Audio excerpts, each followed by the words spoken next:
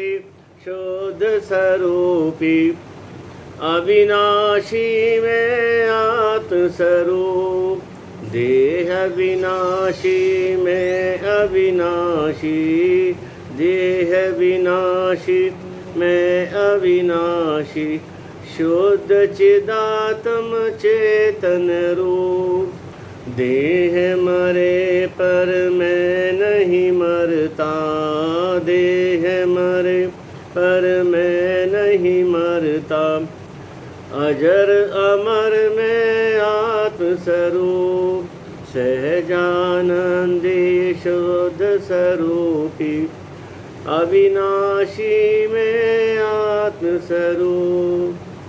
मंगलम भगवान वीरो, मंगलम गौतमो गणी, मंगलम कुंद कुंदाद्यो, जैन धर्मोस्तु मंगलम। सर्वमंगल मांगल्यम सर्वकल्याणकारकम, प्रधानां सर्वधर्माणां, जैनं जयतु शासनम, जैनं जयतु शासनम। आचार्य कुंद स्वामी की जय, 10 लक्षण धर्म की जय। आज 10 लक्षण धर्म के श्रृंखला में उत्तम तप धर्म का आज वर्णन हम आज करेंगे। आचार्य कुंद स्वामी ने अपने परमागम प्रवचन सार की तात्पर्य व्रति नामक संस्कृत की टीका में तप की परिभाषा आचार्य जैनसेन ने इस प्रकार दी है। समस रागादि पर भावे इच्छा त्यागेन स स्वरूपे प्रत्यपनम विजयनम तपा, अर्थात समस्त रागादि भावों का प्रभावों की इच्छा का त्याग के द्वारा सह स्वरूप में अपने आत्म स्वरूप में प्रत्यपन माने रमण करना और समस्त रागादि विकारी भावों पे विजय प्राप्त करना, इसका नाम तप है। अर्थात समस्त रागादि भाव जितने भी विकारी भाव हैं, अनादिकाल के मिथ्यात्व के मोह के अंधकार जितना जो हमारे आवरण पड़ा हुआ आत्मा के ऊपर, सभी उनके त्याग पूर्वक और आत्म स्वरूप में लीन हो जाना, उसमें रमण करना, आत्मलीनता होना और विकारी भावों का नाश करना, इसका नाम है तप है। इसी प्रकार का भाव प्रवचन सार की तत्व दीपिका टीका में आचार्य अमृतचंद्र जी ने व्यक्त किया और आचार्य वीरसेन महाराज ने अपने धवला ग्रंथ में क्या कहा, इच्छा निरोध को तप कहा, जो आचार्य उमा स्वामी ने अपने तत्वासूत्र में भी इच्छा निरोध को तप कहा। इस प्रकार हम देखते कि नास्ति से तो इच्छाओं का अभाव होना, यानी अगर 2 पक्ष होते हैं ना, एक नास्ति और एक अस्ति, एक नेगेटिव और एक पॉजिटिव, तो नास्ति से तो इच्छाओं का अभाव होना और अस्ति से अपने आत्मस्वरूप में लीन होना, इसका नाम तप है। और तप के साथ लगा हुआ उत्तम शब्द हमेशा की तरह से ये सम्यक दर्शन का सूचक है। अर्थात सम्यक दृष्टि के बिना, सम्यक दर्शन के बिना किया गया सभी तप निरर्थक है। इसीलिए मिथ्या दृष्टि के तप को आचार्य भगवान ने बाल तप की संज्ञा दी। क्या आगे बाल तप, क्योंकि मिथ्या दृष्टि ज्ञान पूर्वक स्वपर का श्रद्धा उसको नहीं होने से आत्मा को कर्म बंधन से छुड़ाना वो जानता ही नहीं है। जब वो जिसको स्वपर का भेद विज्ञान ही नहीं है, आत्म स्वरूप का श्रद्धानी नहीं है, तो वो तप करेगा तो किसका करेगा, तप के अंदर में किसका ध्यान करेगा और किसके लिए तप करेगा। वो तो मात्र मिथ्या दृष्टि का तप, तो बाल तप इसलिए कहा कि वो तो मात्र शरीर को अनेक प्रकार से कष्ट देता है, अनेक प्रकार के। कहाँ गुफा में बैठ जाएगा जाके, अग्नि जला लेगा अपने चारों तरफ, पानी में खड़ा हो जाएगा, उल्टा लटक जाएगा, मतलब इस तरह के जो है वो विविध प्रकार के, वो तो शारीरिक कष्ट को देने को ही वो तो तप मानता है। कौन? मिथ्या दृष्टि। इसलिए कहा जाता है कि कोई जीव सम्यक के बिना करोड़ों वर्ष भी तप करे तो भी वो बोधि लाभ को प्राप्त नहीं कर सकता। इसलिए उसका मिथ्या दृष्टि का तप तो बाल तप ही है और मोक्ष मार्ग में कोई कार्यकारी नहीं है। इस बात को दौलत राम जी ने भी बड़ा सुंदर उन्होंने वर्णन किया कि कोटि जन्म तप तपे क्या कह रहे हैं? कोटि जन्म तप तपे ज्ञान बिना कर्म झरे छे, ज्ञान बिना कर्म झरे जे, ज्ञानी के छिन्माई त्रिगुप्ती में सहज टरे थे। अर्थात ध्येय और आत्मा का भेद नहीं जानने वाला अज्ञानी मिथ्या दृष्टि यदि घोर तपस्या भी करे तब भी वो मुक्ति को तीन लोक तीन काल में प्राप्त नहीं कर सकता, नहीं कर सकता वो मिथ्या दृष्टि। समाधि शतक में आचार्य पुष्पा स्वामी क्या लिखते हैं कि जो अविनाशी आत्मा को शरीर से भिन्न नहीं जानता वह घोर तपस्या करके भी मोक्ष को प्राप्त नहीं कर सकता, नहीं कर सकता। वो उत्तम तप जो है सम्यक चारित्र का भेद है। उत्तम तप जो है यानी चारित्र में आता है ना, तप करना तो चारित्र का भेद है, चारित्र का लक्षण है। और सम्यक दर्शन और सम्यक चारित्र के, सम्यक ज्ञान के बिना सम्यक चारित्र होता नहीं है। यानी सम्यक दर्शन और ज्ञान सहित जो चारित्र है वो ही सम्यक चारित्र कहलाता है। परमात्मा के बिना शुद्धात्म स्वरूपी परम अर्थ की प्राप्ति के बिना किया गया समस्त तप जो है वो बाल तप है। इसी बात को आचार्य कुंदन स्वामी ने समय सार में कहा कि परमात्मा में स्थित अर्थात आत्मा में स्थित आत्मानुभूति से रहित जो जीव तप करता है या व्रतों को धारण करता है उनके सभी व्रतों को, सभी तपों को सर्वज्ञ जिन्हें भगवान ने बाल व्रत कहा और बाल तप कहा। इसलिए कहा किसी ने, तन मिला तप करो, करो कर्म का नाश। हाँ जी भाई साहब सुशील जी, तन मिला तप करो, करो कर्म का नाश। तन मिला तप करो, करो कर्म का नाश। रवि शशि से अधिक है तुम में दिव्य प्रकाश। जी, तन मिला है काहे के लिए? तिरने के लिए, तप करने के लिए, कृष करने के लिए। तन मिला है तिरने के लिए, और ये शरीर मिला है, शरीर काहे के लिए मिला है? साधने के लिए। शरीर मिला है सर्वज्ञ बनने के लिए। तन मिला तिरने के लिए, शरीर मिला सर्वज्ञ बनने के लिए, और जीवन मिला जिनेश्वर बनने के लिए, और मनुष्य भव मिला मोक्ष जाने के लिए। कितना सुंदर बात है, कितनी सुंदर बात कही है, ठीक है ना। तो आचार्य भगवान कहते हैं, हे जीवों, व्रत उपवास तुम्हें कष्टदायी लगते हैं पर आत्मा के लिए महान उपकारी हैं, महान कल्याणकारी हैं। तुम्हें अपने आत्मा रूपी अगर हीरे की रक्षा करनी है, हे भव्य जीवों, अगर तुम्हें अपने आत्मा रूपी हीरे की रक्षा करनी है तो थोड़ा सा व्रत उपवास नियम आदि का पालन करना होगा। बिना तप धारे आत्मा रूपी हीरे की रक्षा नहीं हो सकती है, नहीं हो सकती है। आचार्य संबंध स्वामी ने रत्न शाब्दाचार्य में भी उत्तम तप के स्वरूप में वर्णन करते कहते हैं कि जैसे सोने को शुद्ध बनाने के लिए खान से जो सोना निकलता है वो किट्टी कालीमा से सहित होता है, उसकी कालीमा को, उसकी मलिनता को, खान से निकले सोने की मलिनता को नष्ट करने के लिए सुनार 16 बार अग्नि में तपाता है, तब जाके वो सोना शुद्ध बनता है, तब जाके वो सोना जो है शुद्ध बनता है। इसी प्रकार से आगम में आचार्य भगवान कहते हैं कि तप कितने होता है? 12 प्रकार का। तो अगर हे जीवो, हाँ हे जीवो, यदि तुम्हें अपने आत्मा को स्वर्ण जैसा शुद्ध बनाना है, आत्मा पे छाई अनादि काल की मलिनता को नष्ट करना है। मलिनता काहे की? कर्मों की मलिनता, कर्मों की मलिनता, समझ राग आदि भावों की मलिनता, राग देश कषायों की मलिनता, उसको अगर तुमको नष्ट करना है तो तुम्हें 12 प्रकार के तपों के द्वारा अपनी आत्मा को तपाओ। तो तुम्हारी आत्मा जब तपेगी तो शुद्ध बन जाएगी, अपने शुद्ध स्वरूप को ज्ञान, यानी जो ज्ञान का स्वरूप है आत्मा का, उसका केवल ज्ञान जो इसका स्वरूप है वो आत्मा का वो प्रकट हो जाएगा।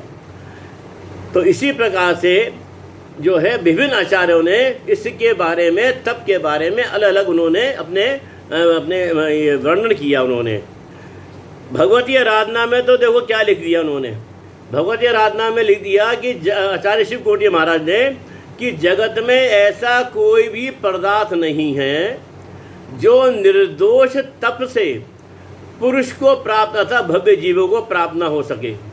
जो मोक्षार्थी जीव है, अगर वो कोई भी निर्दोष तप करता है, तप कोई भी करता है लेकिन निर्दोष, निरतिचार पूर्वक, सम्यक पूर्वक अगर वो तप करता है, तो कोई भी ऐसी चीज नहीं है तब से सभी उत्तम पदार्थों की प्राप्ति होती है।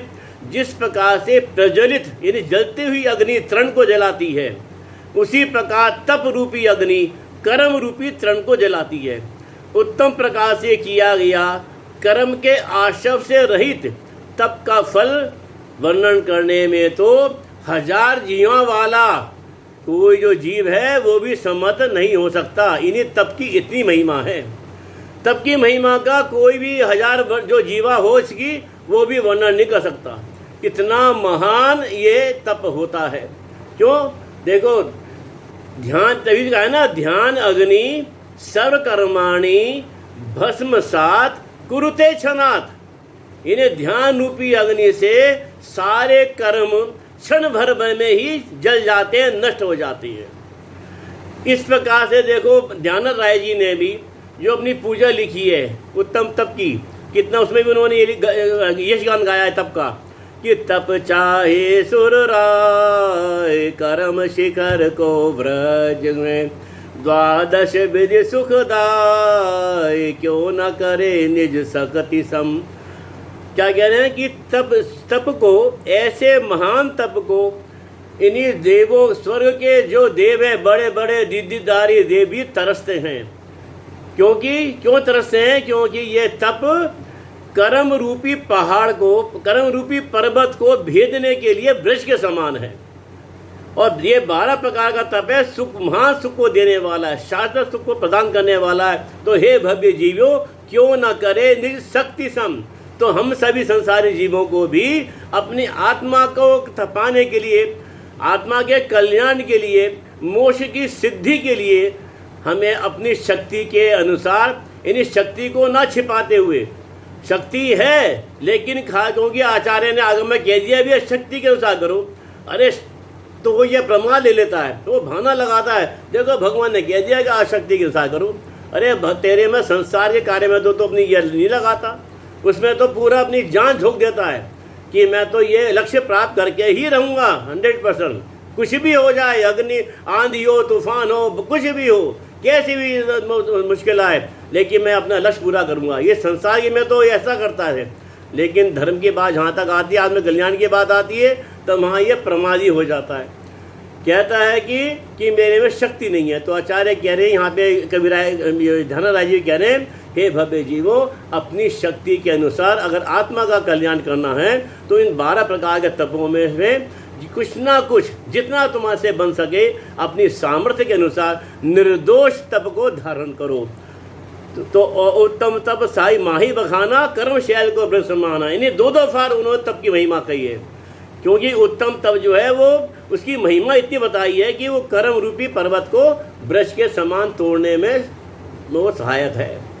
वृक्ष रूपी पर्वत का वो नाश कर देता है।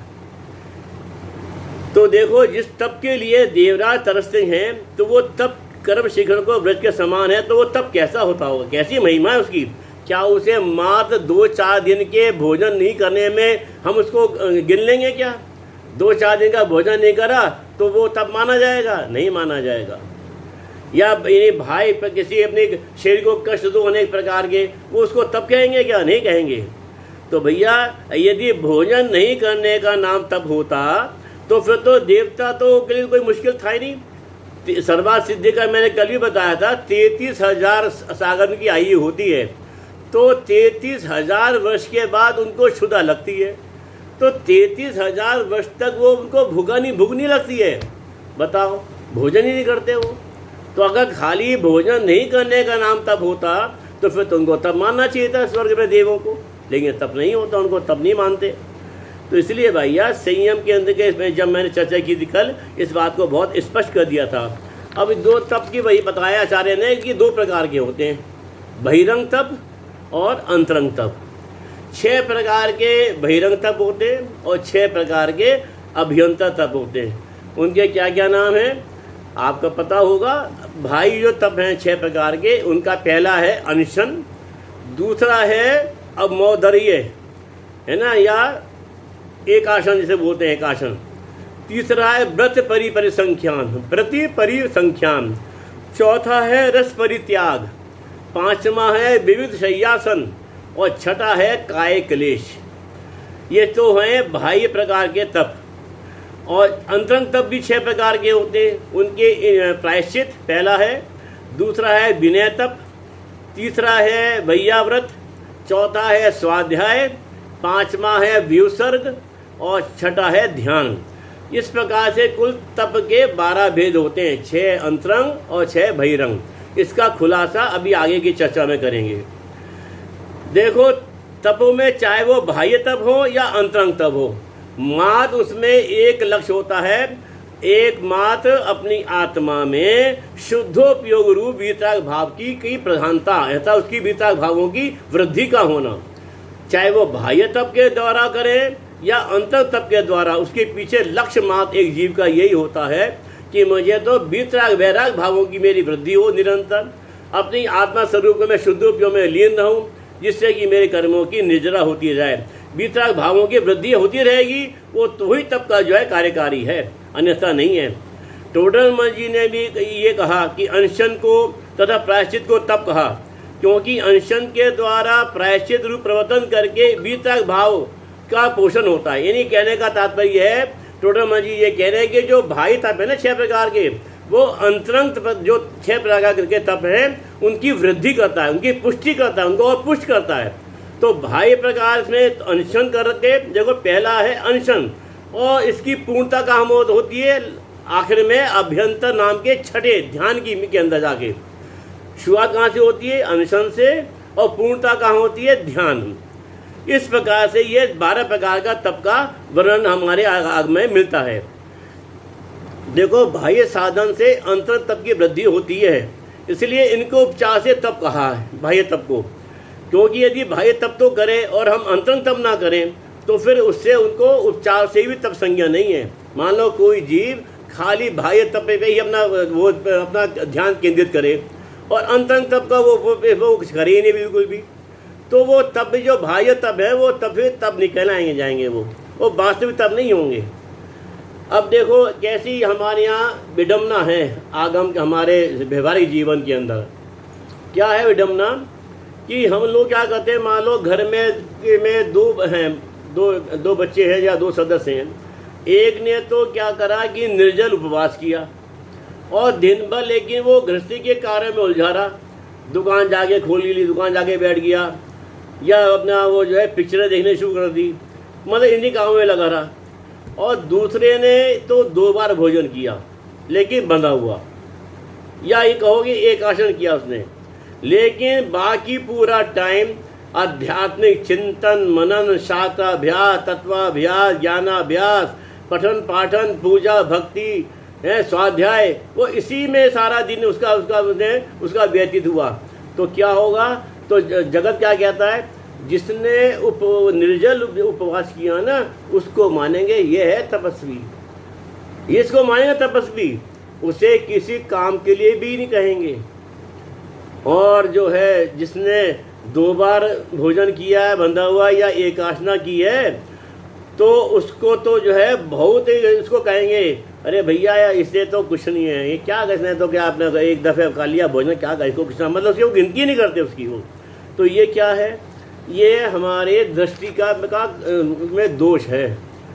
अरे भैया तुम ये तो देखो, जिसने उपवास किया था निर्जल, उसने सारा दिन बकरा किया, कुछ नहीं किया, अपने आत्मा के कल्याण के लिए क्या किया, मात्र अपने शरीर को भूखा रखा उसने, और क्या करा इसके अलावा, कुछ नहीं करा। ठीक है ना। तो इसलिए वो आचार्य कह रहे हैं कि भैया ये खाली शरीर को भूखा रखना इसका नाम तप नहीं है। उस जो देखो नाम क्या है, अनशन को बोलते हैं उपवास। उप मायने आत्मा और वास मायने आत्मा के नज़दीक रहना। तो अपनी आत्मा के नज़दीक जो रहा, कौन रहा, वो एक आसन करने वाला। उसने अपने सारा दिन स्वाध्याय, आत्मिक चिंतन, मनन, ध्यान आदि सब किया, तो उसका जो है जो तप वो तप कहलाएगा। तो देखो उपवास तो कभी कभी किया जाता है, लेकिन स्वाध्याय और ध्यान तो प्रतिदिन किए जाते हैं। और स्वाध्याय और ध्यान अंतरंग तप है और तपों में सर्वश्रेष्ठ हैं। पंचेंद्रियों के विषयों की आशा और आरंभ और परिग्रह से रहित ज्ञान ध्यान और तप में लीन तपस्वी ही प्रशंसनीय होते हैं, वही प्रशंसनीय होते हैं। लेकिन देखो ऐसा भेद तो दुनिया मुनि राजों में भी डालती है। क्या डालती है कि दिन रात आत्मचिंतन करने वाले जो ज्ञानी ध्यानी मुनिराज होते हैं ना, उनकी अपेक्षा जो जगत के प्रपंचों में लगे हुए मंत्र आदि बताते हैं, उनको जो शावकों को तरह तरह के उपाय बताते हैं और शावकों से घिरे रहते हैं सारा दिन भर, उनको जो है वो तपस्वी मानता है। और ये जो आता है जयमाला में आता है ना पूजा में, दिन रात आत्म, लेकिन सही स्वरूप क्या है तपस्वी का, मुनिराज का क्या स्वरूप है? दिन रात आत्मा का चिंतन, मृदु संभाषण में बही कथन, निर्वस्त्र दिगंबर काया से भी प्रकट हो रहा अंतर मन, निर्गंथ दिगंबर सद्ज्ञानी, स्वात्म में सदा विचरते जो ज्ञानी ध्यानी, समरस सानी द्वादश विधि तप नित करते जो, चलते फिरते सिद्धों से गुरु चरणों में शीश झुकाते हैं, हम चले आपके कदमों पे नित यही भावना भाते हैं। तो ये है तपस्वी मुनि का स्वरूप, भावलिंगी मुनिराज का सच्चा स्वरूप तो ये है। तो लेकिन हमारी दृष्टि आज जो भाई क्रियाओं में उलझे रहते हैं मुनि, उन्हीं में हम ज़्यादा उनको तपस्वी मानते हैं, उन्हीं के पास भीड़ लगी देखेगी, आपको दिखाई देगी, उन्हीं की जय जयकार होगी। तो कषाय विषय और आहार के त्याग पूर्वक आत्मा के में लीन रहना, ज्ञान ध्यान में लीन रहना ही वास्तविक उपवास है। देखो उपवास के दिन हमारी कषाय कम होनी चाहिए कि ज़्यादा होनी चाहिए, लेकिन हमें ऐसा उपवास के दिन तो ऐसा लगता है मान लो कषाय हमारी चौगुनी हो गई है। अनंत चौदश के दिन आपने लोगों ने देखा होगा मंदिरों में झगड़े होते हैं, मंदिरों में चौदश के दिन ऐसे झगड़े होते देखे हमने। तो भैया ऐसा नहीं है, आचार्यों का हमारे आगम में बताया है कि एक जो 12 प्रकार का जो तप है ना, तो पहले तप की अपेक्षा दूसरा यानी अनशन से की अपेक्षा अमौदर्य, अमौदर्य की अपेक्षा से व्रत परिसंख्यान, व्रत परिसंख्यान से आगे रस परित्याग, उससे आगे विविध शय्यासन और उसके आगे काय क्लेश। ये निरंतर जो है बड़े हैं, मतलब इसकी महिमा यानी बढ़ती जाती है, उत्कृष्ट है और महत्वपूर्ण।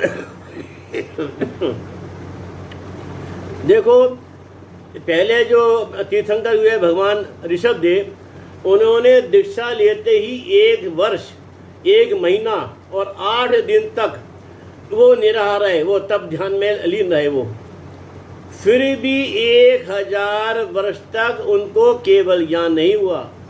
और जबकि भरत चक्रवर्ती को दीक्षा लेने के बाद आत्म ध्यान के बल से अंतर मुहूर्त में ही केवल ज्ञान हो गया। ये है बताओ, यानी वो तीर्थंकर भगवान और ये तो चक्रवर्ती थे मात्र। लेकिन कहाँ तीर्थंकर भगवान का तप, उनमें उनकी सामर्थ्य, उनकी योग्यता। लेकिन ये बात ये जीवों के परिणामों के ऊपर विशुद्धि की योग्यता पे निर्भर करता है। आदिनाथ भगवान को 1000 साल लग गए और भरत चक्रवर्ती को तो अंतर मुहूर्त में ही केवल ज्ञानों के मोक्ष की प्राप्ति हो गई। तो देखो इसमें क्या होता है, अब मैं इसका स्वरूप बता दूं। 12 प्रकार के जो तप आए थे। अच्छा, ये मैं आप सबको कह रहा हूँ कि टाइम हमारा थोड़ा सा रह गया है, लेकिन हम दोबारा जुड़ेंगे, तो इसलिए आप कोई भी जाना मत।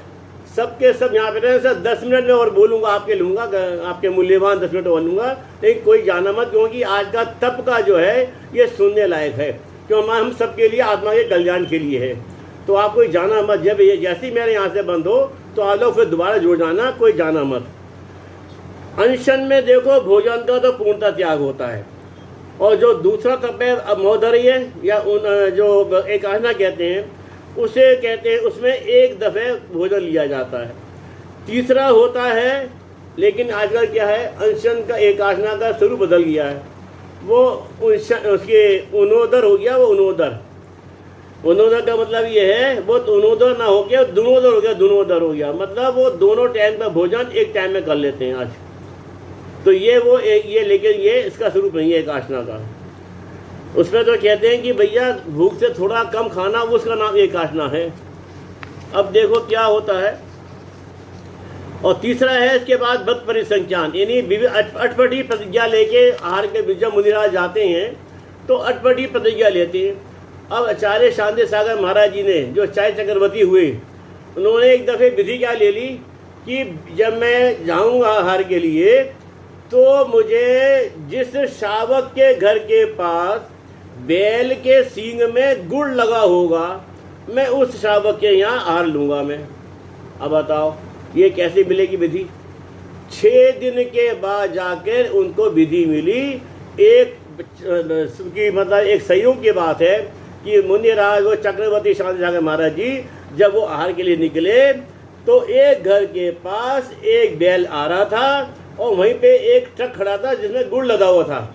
वो किसी दुकान पे वो उसको उतार रहा था। तो वो बैल गया और सीधा उसमें घुस गया, तो उसके सींग जो है में क्या गुड़ लग गया, महाराज जी पड़ गए। तो ऐसे ऐसे विधि अटपटी प्रतिज्ञा का रखना, ये कहलाता है व्रत परिसंख्यान, जैसे कहते हैं आखिरी लेते हैं। और चौथा है रस परित्याग, यानी 6 रस होते हैं, 6 रस में किसी एक रस का त्याग कर देना कि आज फला रस मैं नहीं लूँगा, या 6 प्रकार के रसों का त्याग कर देना, उसका नाम है रस परित्याग। और विविध शय्यासन क्या है? विविध शय्यासन ये है कि विभिन्न प्रकार के आसन का पलट के, मतलब चाहे वहाँ पे वो उसके लिए उपयोगी होने के लिए हो या कष्टदायक हो, तो चाहे वहाँ पे अपना तब ध्यान करना, चाहे तो शिला हो या मान लो कोई ऊपर खाबर कोई जगह हो, तो कैसी भी जगह हो, या उसमें एक टाइम एक करवट लेके सो जाना, शयन करना और तब स्वाध्याय आदि करना, ये कहलाता है विविध शय्यासन। और वो जो है छठा रह गया काय क्लेश। वो काय क्लेश तो ये रहता है कि जैसे इसमें एक भजन भी आता है, वो भजन का टाइम तो नहीं मिल पाएगा मेरे को, लेकिन अगर टाइम मिला तो मैं दूसरे हाफ में जो है दूसरा जो हमारा पार्ट होगा उसमें अगर टाइम रहता है मैं सुना दूंगा। उसमें क्या होता है, काय क्लेश में ये है कि गर्मी के अंदर तो पहाड़ पे जाके मुनिराज तब अपनी समाई करते हैं, तब ध्यान करते हैं, ठीक है ना। वर्षा ऋतु में पेड़ के नीचे पानी टप टप टप टप कर रहा है, उनके शरीर पे पड़ता है, जैसे लगता है जैसे कोई भला चुभ रहा हो। और सर्दी के अंदर नदी के किनारे, सर्दी में नदी के किनारे वो वहाँ पे जाके तप करना, ये कहलाता है काय क्लेश। विविध प्रकार के इस प्रकार से शरीर को अपने तपाते हैं वो। अब आगे बात आ गई इसकी 6 अंतरंग तप की। 6 अंतरंग तप में क्या होता है? पहला है प्रायश्चित। तो मान लो श्रावक हो, यानी जो व्रती है, और या मुनिराज हो, अपने 6 आवश्यक क्रियाओं में कोई दोष लग जाता है तो उस दोष को जाकर विनय पूर्वक आचार्य के पास जाके अपनी आलोचना करते हैं, अपनी आत्मा आलोचना करते हैं। उसका प्रतिक्रमण करने के लिए फिर आचार्य भगवान जो उनको उसका उपाय बताते हैं, जो प्रायश्चित देते हैं, तो वो प्रायश्चित को हर्षपूर्वक स्वीकार करके उसको वो पूरा पालन करते हैं। इसका ये कहलाता है अपनी आत्मा में लगे दोषों का परिहार करने के लिए प्रायश्चित लिया जाता है आचार्य भगवान के द्वारा। छोटे मोटे कोई दोष लग जाता है तो खुद ही अपनी आलोचना करते हैं, प्रतिक्रमण करते हैं, प्रत्याख्यान करते हैं और उसका नाश करते हैं अपने दोषों का। दूसरा है विनय तप। विनय 4 प्रकार की होती है, ज्ञान विनय, दर्शन विनय, तप विनय, ज्ञान विनय, दर्शन विनय, चारित्र की विनय और उपचार विनय। ये 4 प्रकार की विनय कहलाती है। तो ये विनय जो है बहुमान है, आदर है, मतलब ज्ञान विनय है तो ज्ञान की स्वाध्याय के प्रति विनयवान होना, और निरंतर जो उसके धारी हैं, जो ज्ञान के जो ज्ञानी हैं उनके ज्ञानियों की उनकी विनय करना, ये है ज्ञान विनय। सम्यक दर्शन की विनय करना और सम्यक दृष्टि जीवों की विनय करना, ये दर्शन विनय है। और जो चारित्र की विनय, तो अपने तपों का धारण करना, उसकी विनय उसके प्रति विनयवान होना। अंतरंग तप की चर्चा हो रही थी, अंतरंग तप की, तो उसमें पहला था प्रायश्चित और दूसरा विनय तप की हम चर्चा कर रहे थे। तो विनय तप में क्या है, ज्ञान विनय बता दिया, दर्शन विनय बता दिया, और चारित्र की विनय, चारित्र को अपने जो जीवन में धारण करते हैं उसके प्रति विनयवान होना, और जो चारित्र के धारी हमारे मुनिराज हैं उनकी विनय करना। और उपचार विनय होता है कि जैसे कोई हमसे बड़े विद्वान आए तो हम बैठे हैं तो खड़े हो जाना उनके आदर में, मुनिराज गमन कर रहे हैं तो उनके पीछे पीछे चलना। इस प्रकार की ये जो विनय है ये विनय कहलाती है। और देखो जो कहते हैं कि हम अपने माँ बाप की विनय करते हैं तो वो लौकिक विनय है, वो लौकिक विनय कहलाती है, व्यवहार में जो की जाती है। लेकिन आगम के अंदर ये विनय ज्ञानियों की, चारित्र के धारियों मुनिराजों की, अपने स्वाध्यायी भाइयों की, जो बड़े बड़े जो विद्वान हैं ज्ञानी हैं उनकी विनय करना, ये विनय कहलाती है। तीसरा आया था इसमें वैयाव्रत। तो जो मुनिराज को कोई रोग हो गया हो उनको औषधि देना श्रावों के द्वारा, ये श्रावक के द्वारा वैयाव्रत होती है। और सच पूछो तो यथार्थ में तो वैयाव्रती तो एक मुनिराज की दूसरे मुनिराजों के प्रति होती है, वो असली विनय, वो असली वैयाव्रत कहलाती है। मान लीजिए कोई जो छपक है, संलेखना जिन्होंने लिया है, जिस मुनिराज ने समाधि मन पूर्वक जो उन्होंने संलेखना लिए और उनको कोई कष्ट हो जाता है, कोई रोग हो जाता है, तो वो पता लग जाता है उनके भाव भंगिमा से, तो उनके परिणाम शीतल ना हो और उनकी समाधि ना बिगड़े, तो उसके लिए उनको यथा योग्य उनके हाथ पैर दबाना, सिर दबाना और उनको देशना देना, धार्मिक उद्बोधन देना, अपनी आत्मा कल्याण के लिए उपदेश देना, आचार्यों के द्वारा उद्बोधन देना उनको, जिससे उनके परिणाम स्थिर हो जाएं, उनकी जो समाधि ना खराब हो, उसका नाम है वैयाव्रत। ये वैयाव्रत। और चौथा है स्वाध्याय। स्वाध्याय तो जो मुनि, स्वाध्याय परम तपः, स्वाध्याय को परम तप कहा। ये श्रावकों के लिए भी है और मुनियों के लिए भी, दोनों पे लागू होता है। स्वाध्याय परम तप है कि स्वाध्याय की, स्वाध्याय मैंने क्या, स्व अध्ययन, स्व का अध्ययन करना। स्व का अध्ययन माने अपनी आत्मा का अध्ययन करना, अपनी आत्मा को का श्रद्धान करना, अपनी आत्मा को जानना, मैं कौन हूँ, मैं कहाँ से आया हूँ, कहाँ मुझे जाना है, क्या आखिर मेरी जिंदगी का लक्ष्य क्या है, तो अपने आप को जानना, इसका नाम है स्वाध्याय। और उसको स्वाध्याय के द्वारा विभिन्न शास्त्रों का पठन पाठन करना। उसके स्वाध्याय के 5 अंग होते हैं। स्वाध्याय के 5 अंग हमारे यहाँ इसमें आया है, हमारे आगम के अंदर वर्णन आया है। स्वाध्याय के 5 अंगों का वर्णन आया है। बाँचना, प्रछना, समझना, वो ये पूछना, मतलब प्रश्न माने पूछना, कोई बकर वालों कोई चीज समझ में नहीं आया तो पूछना अपने ज्ञानी से, किसी ज्ञानी विद्वान से। अनुप्रेक्षा माने उसको जो पूछ के और उसको बार बार चिंतन करना, तत्व का चिंतन करना, अनुप्रेक्षा। आमना है उसको बार बार धोखना, बार बार उसको स्मरण करना। और 5वां है फिर जब हम पूरी ज्ञान की पकड़ हमारे को हो जाए तो हमें साधारण भाइयों को फिर धार्मिक उद्बोधन देना, ये कहलाता है धर्मोप का उपदेश। तो इस प्रकार से ये 12 प्रकार के तप का मैंने आपको स्थूल रूप से आपको ये मैंने इसका वो बताया परिभाषा इनकी। अब देखो क्या होता है। एक मुनिराज ने क्या हुआ कि 1 महीने का उपवास किया एक मुनिराज ने, और फिर 1 महीने के उपवास के बाद वो गए आहार के लिए। और क्या हुआ, उन्होंने खाली गर्म जल लिया और वापस आ गए। और फिर 1 महीने का उपवास कर लिया उन्होंने। तो किसी ने कहा अज्ञानियों ने, अरे महाराज इससे तो जब आपको कुछ लेना नहीं था तो बेकार में आप क्यों आए, इससे तो 2 महीने लगातार करते ना, 2 महीने का रिकॉर्ड बन जाता। तो वो तो अज्ञानी तो रिकॉर्ड बनाने में लगा रहता है, क्यों ना। लेकिन ज्ञानी वो तो इसलिए गए थे वहाँ पे कि वो देखना चाहते थे कि 1 महीने के बाद मेरी जो अंदर मेरी इच्छा है, मेरी इच्छाओं का नाश हुआ नहीं हुआ, अपनी इच्छाओं का कि मेरा कितनी खत्म हुई, क्षुधा तृषा की को सहन करने में मेरे अंदर कितनी ताकत आई, आत्मबल कितना मेरा बढ़ा। वो तो इसको परीक्षा करने के लिए गए थे वो, और वो उसमें सफल हुए। तभी तो एक वो पानी खाई, जल पानी लिया उन्होंने, गर्म पानी लिया 1 चुल्लू का, और मैं वापस आ गए। तो इस प्रकार से ये जो है ये मुनिराज के ये तप की ये है उत्कृष्ट तप इस प्रकार का। तो निर्दोष स्थान में प्रमाद से रहित सोने बैठने की वृत्ति, विविध शय्यासन और आत्म साधना में होने वाले शारीरिक कष्टों की परवाह नहीं करना, ये काय क्लेश कप होता है। इस प्रकार से ये मैंने 12 प्रकार के तप का आपको मैंने इसका वर्णन किया। देखो हमारा ये माथा है ना, हमारा माथा सड़ा हुआ नारियल नहीं है कि जो जहाँ मर्जी फोड़ दो। ये विनय तप के बारे में बता रहा हूँ एक बात आपको, लौकिक विनय की बारे में। जहाँ जो सर्वज्ञ देव हमारे परमेश्वर भगवान है, बीतरागी है, सर्वज्ञ हैं, हितोपदेशी हैं, सर उनके आगे ही हमारा माथा टेकेगा। ये हमारे जो नव देवता का वर्णन आया है, नव देवता का 5 परमेष्ठी, जिन धर्म, जिन आगम, जिन चैत और चैत्यालय, ये नव देवता के अलावा हम और करोड़ों कोई भी देवी देवता हमारे लिए पूज्य नहीं है। तो इसलिए कहा कि हमारा माथा, जिसने अपने माथा की कीमत नहीं जानी तो वो क्या जान सकता है, क्या वो करेगा अपने लिए आत्मकल्याण के लिए। तो भैया इसलिए हर किसी के आगे ऐसे झुक जाना, नम जाना, वो ये विनय तप नहीं है।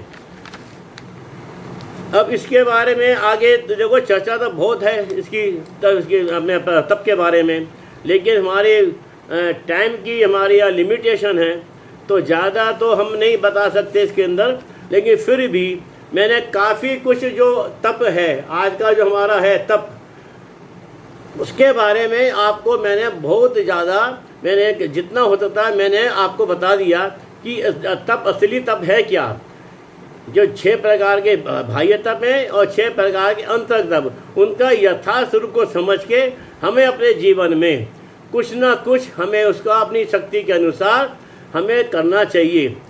अच्छा हाँ, एक भी तो उसमें तो अभी रह गए ना, अतंग तप में भी रह गए। अभी मैंने बताया था प्रायश्चित, विनय और भैयाव्रत और स्वाध्याय, 2 रह गए आखिर के। व्युत्सर्ग 5वां है व्युत्सर्ग, और 6ठा है ध्यान। व्युत्सर्ग मायने होता है कि बाह्य सभी समस्त परिग्रहों का त्याग कर देना, बाह्य प्रकार के समस्त परिग्रहों का त्याग करके, क्योंकि जब तक जरा सा भी परिग्रह अगर है तो वो मुनि नहीं है। तो समस्त परिग्रह का त्याग कर देना बाह्य रूप से भी, उसका नाम जो है व्युत्सर्ग तप है।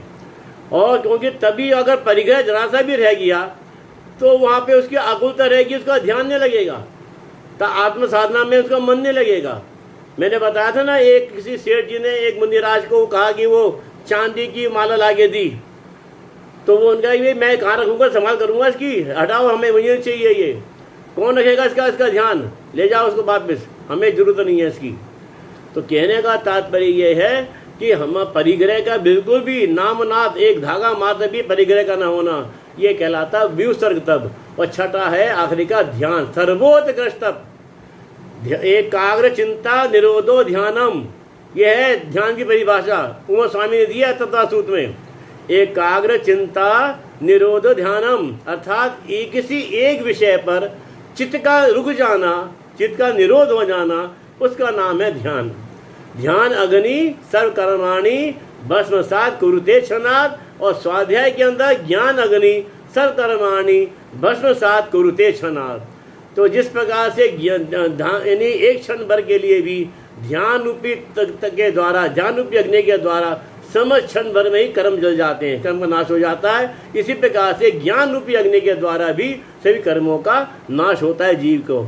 इसलिए हम गृहस्थ अवस्था में हैं, तो हमें गृहस्थ अवस्था में आत्म कल्याण के लिए अपने 12 प्रकार के तप में से जितना हम कर सकें शक्ति के अनुसार, मेरी शक्ति को ना छिपाते हुए हमें अपनी आत्मा को तपाना चाहिए। देखो, जब तक आत्मा को तपाओगे नहीं, तब तक आत्मा पे पड़ी मलिनता, हम कितना भी स्वाध्याय सुन लें, कितना धर्म की चर्चा सुन लें, लेकिन जब तक व्यवहार के अंदर अपने आचरण में अपनी आत्मा के कल्याण की हमका पुरुषार्थ नहीं करेंगे, अपनी आत्मा का कल्याण का पुरुषार्थ नहीं करेंगे, आत्मा को नहीं तपाएंगे, तो तब तक हमारे कर्मों की निजा कैसे होगी, कैसे हम मोक्ष की प्राप्ति हम कर पाएंगे। तो इसीलिए भैया प्रमाद और अज्ञान से लगे दोषों की शुद्धि के लिए आत्म आलोचना करना, प्रतिक्रमण करना, प्रायश्चित करना प्रायश्चित तप है। और बाह्य अंतर परिग्रह के त्याग को विशुद्ध तप कहा मैंने। और इसका बाद ध्यान की बात आई, तो ध्यान तो सर्वोत्कृष्ट तप है। ध्यान की अवस्था में ही सर्वज्ञता की प्राप्ति होती है। यहाँ ध्यान से मतलब देखो, आर्ध ध्यान रो ध्यान से मत ले लेना है, एक बात और बता दूं आपको, क्लियर कर दूं। ध्यान से मतलब आर्ध ध्यान रो ध्यान नहीं है, शुभ भाव रूप धर्म ध्यान है। और बल्कि क्योंकि पंचम काल में तो शुक्ल ध्यान है नहीं जिससे कि मोक्ष की प्राप्ति होती है, लेकिन धर्म ध्यान जो हमें 4 प्रकार का है, वो हमें धर्म ध्यान ही हम आज के पंचम काल में कर सकते हैं। तो वो धर्म ध्यान भी हमारा निर्दोष होना चाहिए। तो क्योंकि शुद्धोपरूपी ध्यान की अग्नि के द्वारा तो कर्म ईंधन को जलाने में अग्नि का काम करती है, लेकिन हम क्या करें, हमने जब जो वर्तमान में जो हम धर्म ध्यान नहीं कर सकते, तो धर्म ध्यान के द्वारा अपने कर्मों की निजरा जितनी हम कर सकें हमें करनी चाहिए। देखो जैसे तो ध्यान किसका है, स्वयं में एकाग्र होना, अपनी आत्मा में सभी विकारी भावों से चित्त को हटाकर अपनी आत्मा में स्थिर होना, इसका नाम है ध्यान। और शुद्धोपयोगी, देखो अगर शुद्धोपयोग रूप मुनिराज अगर एक अंतर मुहूर्त भी अगर वो ठहर जाते हैं तो उनको केवल ज्ञान हो जाता है, जैसे भरत जी को हो गया। तो इसी प्रकार से हमें जितना भी हम कर सकें कम से कम अपने हम आत्मा के चिंतन हमें जरूर करना चाहिए, स्वाध्याय हमें जरूर करना चाहिए, क्योंकि स्वाध्याय को परम तप कहा गया है। तो समस्त तपों का साथ ध्यान तप है, इसकी सिद्धि के लिए सारे सब ये है बाकी के तप जितने भी हैं वो सब इसकी सिद्धि के लिए, ध्यान की सिद्धि के लिए। तो मैं भजन का मेरे पास टाइम अभी है, मैं भजन आपको सुना देता हूँ। बहुत सुंदर भजन है वो, जो मैंने कहा था ना काय क्लेश के बारे में। ऐसे मुनिवर देखे वन में, ऐसे ऋषिवर देखे वन में, चाहे राग देश नहीं मन में, ताके राग देश नहीं मन में। ग्रीष्म ऋतु शिखर के ऊपर, ग्रीष्म ऋतु शिखर के ऊपर, ये जी बैठे रहे ध्यानंद में, ओ जी बैठे रहे ध्यानंद में। ऐसे मुनिवर देखे वन में, ऐसे ऋषिवर देखे वन में, ताके राग द्वेष नाही मन में। चतुर्मास तरु तल ठाड़े, चतुर्मास तरु तल ठाड़े, ये जी बूंद सहे छिन्न छिन्न में, ओ जी बूंद सहे छिन्न छिन्न में। ऐसे ऋषिवर देखे वन में, जाके राग देश नहीं मन में। शीत मास नदी के किनारे, शीत मास नदी के किनारे, ये जी धीरज धारे मन में, ओ जी धीरज धारे मन में। ऐसे ऋषिवर देखे वन में, ताके राग देश नहीं मन में।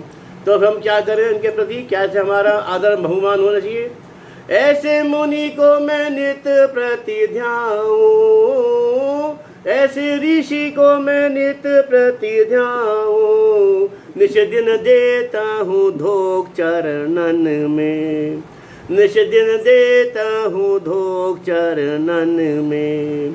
ऐसे ऋषिवर देखे वन में, ऐसे मुनिवर देखे वन में, जाके राग देश नाही मन में। तो भैया ऐसे ये है काय क्लेश, इसे बोलते हैं काय क्लेश नाम का तप, जो भाई तप होता है। तो इस प्रकार से ये आज हमारी उत्तम तप की हमने जितना आपको मैं बता सकता था, आपको टाइम के लिमिट के अंदर मैंने आपको बताया। तो हम अपने जो भी आपने, मुझे पूरी उम्मीद है कि कुछ ना कुछ तो आप सब लोगों ने कुछ ना कुछ ग्रहण किया होगा इस तप के बारे में, ताकि हम अपनी आत्मा का हम सभी अपना कल्याण कर सकें। और इस दशरथ महापर्व के अंदर कुछ ना कुछ ऐसे 12 प्रकार के तप में से तपों का स्वरूप समझ के और जितना भी बन सके हमें आत्मा के कल्याण के लिए हमें करना चाहिए, पुरुषार्थ करना चाहिए।